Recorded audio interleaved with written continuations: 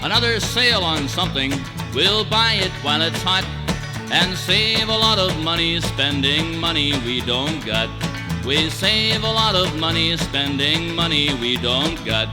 Hello and welcome back to Maritimes Watch, the Maritimes' only dedicated program looking at corruption and the misuse of public resources. Today's episode, number 5, is called Duck and Cover, and it's going to look at New Brunswick's nuclear energy industry. Yes, once again, energy in New Brunswick.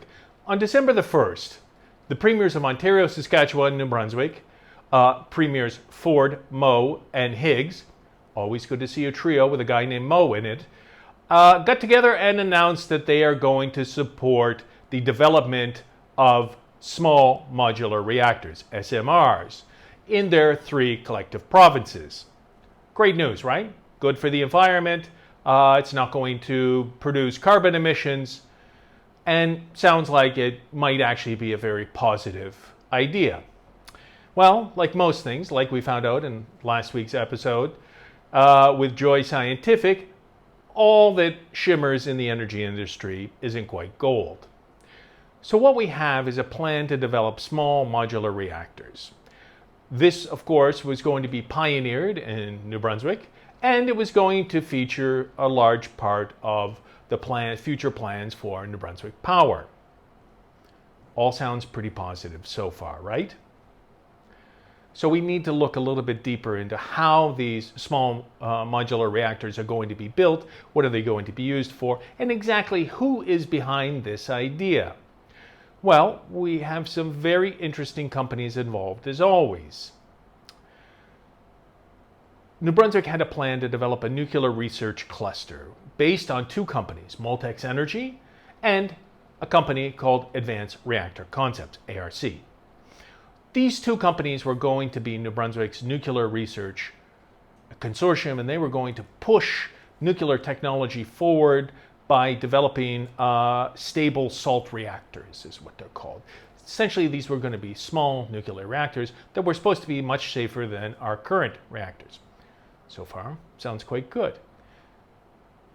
In 2018, Moltex Energy announced that they were going to be developing in New Brunswick this concept, and they were going to be implementing it.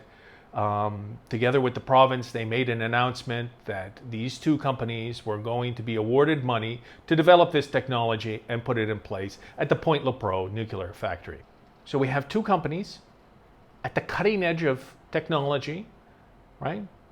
First time in the world they were going to build these stable salt reactors, and there's nothing like experimenting in New Brunswick, right? Of course, one of Canada's smallest provinces and one of the most bankrupt should be the ones at the cutting edge of any energy technology.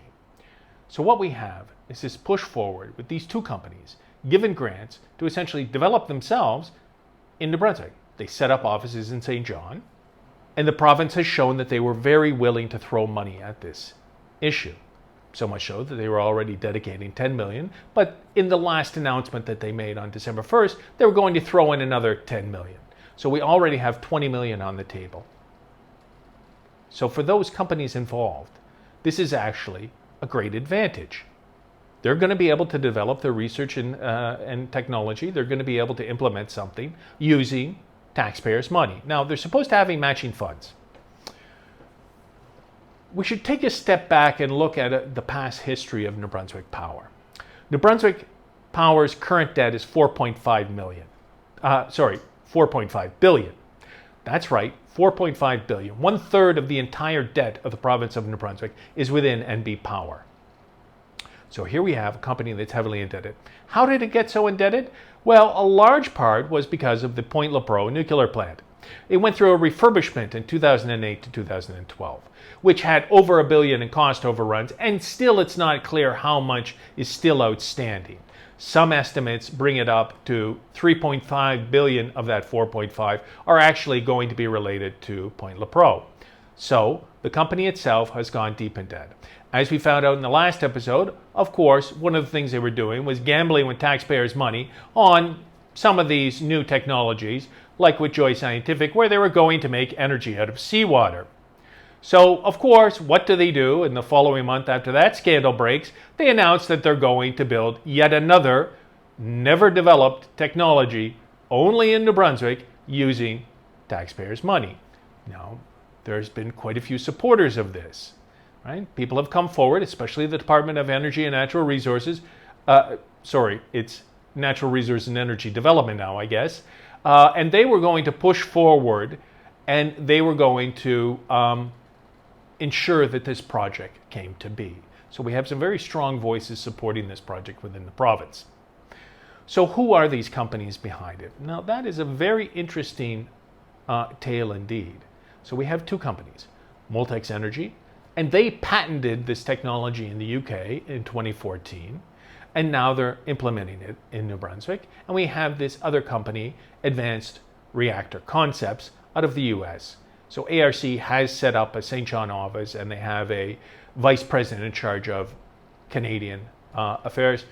Moltex Energy has its CEO for North America, and it has a vice president in charge of these operations.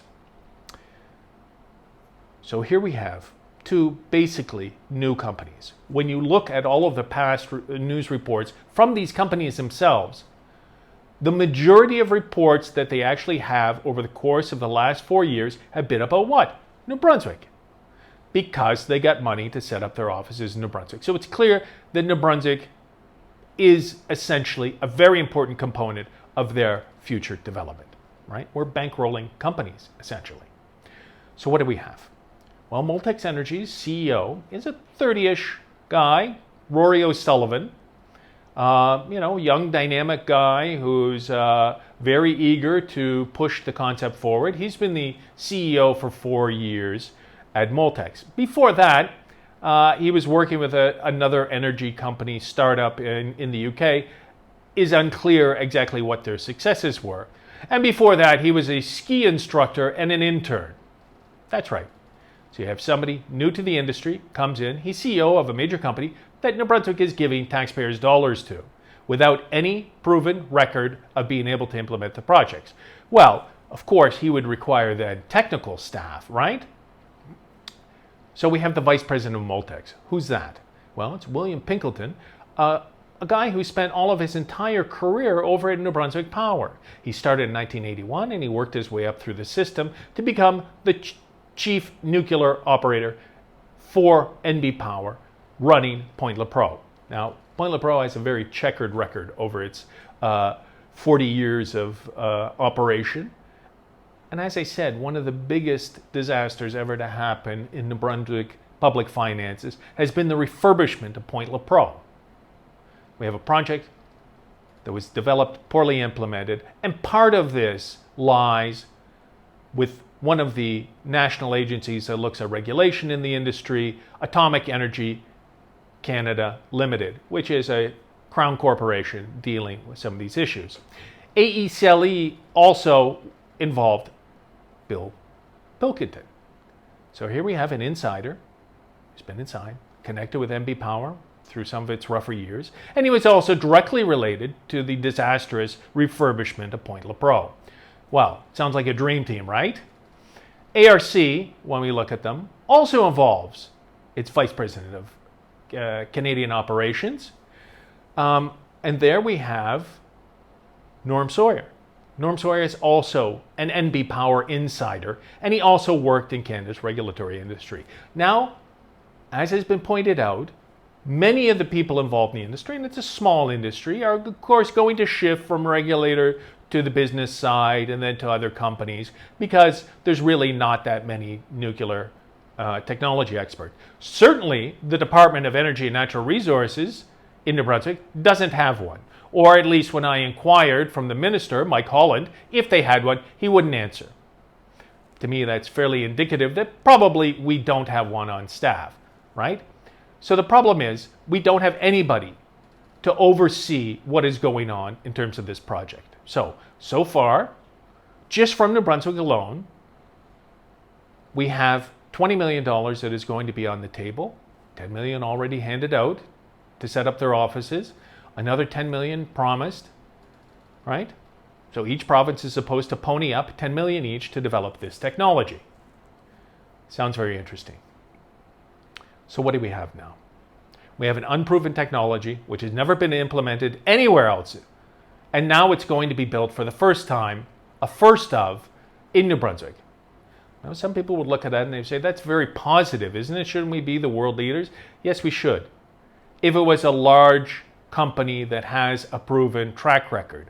But to hire companies with no track record in terms of implementing this in one of Canada's most indebted provinces, which is already $4 billion in debt due to its power schemes, seems a little bit odd, doesn't it? So here we have it. So what the Premier Higgs has been able to do is to drag in both the premiers of Saskatchewan and Ontario into this, in this idea that they would all pump money in. Well, surely that would be enough money to realize this project. Not quite. What we have actually, at the end of the day, is claims from Moltex Energy CEO that they're actually going to need much more money, around 50 to 70 million. So after we managed to scrape together another 30 million to pump into this, just from Moltex, to be able to design and implement this stable salt reactor, they're going to need at least 20 to 30 million more. Where's that money going to come from? Has the province committed to this? Well, they've certainly committed when they gave out the 5 million that this project wouldn't be realized any time before 2030. Now, this was done under the previous Liberal government, right?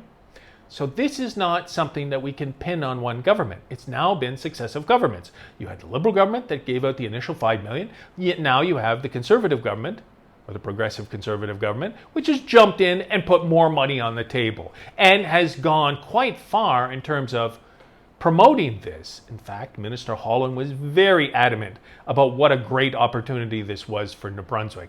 The Premier is out selling it to other provinces. So clearly the province is fully committed to this project.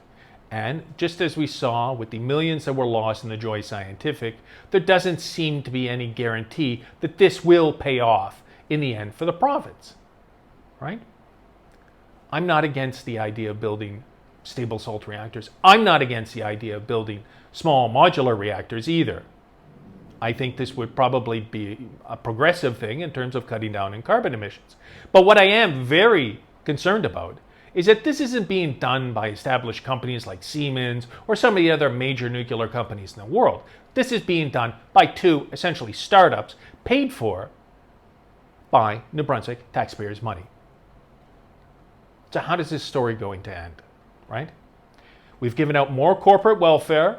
We've brought in companies that really have no track record in terms of implementing this. Is there any other connections with the energy business? Well, there is. In fact, both companies were using the same public relations firm to sell this idea, which was headed up by Chad Peters, formerly the person in charge of SWN's operations in shale gas fracking in New Brunswick. So we see some other connections. Is there any other ones out there? Probably. I think that the more that investigative journalists actually dig into this, the more that will be revealed. Not only do we have New Brunswick Power insiders involved in this from day one, but we also have provincial politics very much tied into this in successive governments. So this cannot be blamed on just one government or another. It's actually now both the Liberals and the PCs have been fully involved in terms of implementing this project. So how many times do we have to be fooled? We were fooled by Joy Scientific. Now, we don't know what the results of this is going to be. In my imagination, I imagine that New Brunswick's delegates to some of the energy conferences walk around with a large sign stuck on their back, more money than brains. Come ask us for money. How many times do we have to fall for the same thing? It's not just in New Brunswick, it's also in Nova Scotia, and the long history of failures and fiascos in the provinces following the same pattern. Somebody comes with an idea that seems too fantastical to be real, and in the end, it always is. And who gets left on the hook? New Brunswick and Nova Scotia taxpayers. Time after time, we see the same thing. When does it end? So again, we'll be watching, we'll be following the story very closely, and we really hope that investigative journalists and some of the major news organizations take this story up, because the more you dig, the more suspicious it becomes. Thank you, and look forward to the next episode.